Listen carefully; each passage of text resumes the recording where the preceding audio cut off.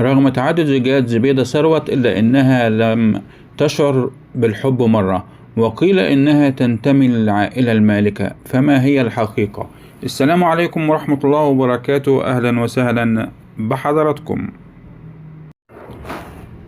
اعترفت الفنانة الراحلة زبيدة ثروت في حوار قديم لها إنها لم تشعر بالحب في حياتها من قبل، بالرغم من تعدد زيجاتها وحتى قبل وفاتها.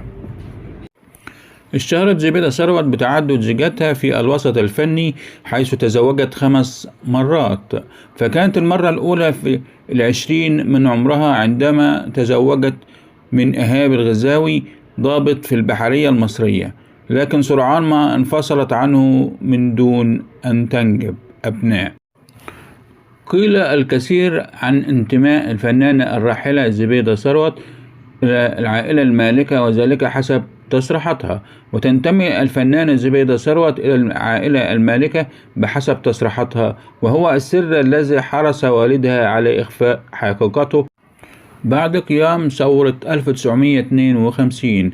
فإن جدتها الأميرة زبيدة ابنة السلطان حسين كامل، وكانت ثورة 52 سببا في خروج والدها على المعاش بعمر 40 عاما، وهو السبب الرئيسي في معارضة عائلتها ورفضهم تماما دخولها الوسط الفني بشكل نهائي. فضلا وليس أمرا، فعل زر الجرس ليصلك كل جديد، والسلام عليكم ورحمة الله وبركاته.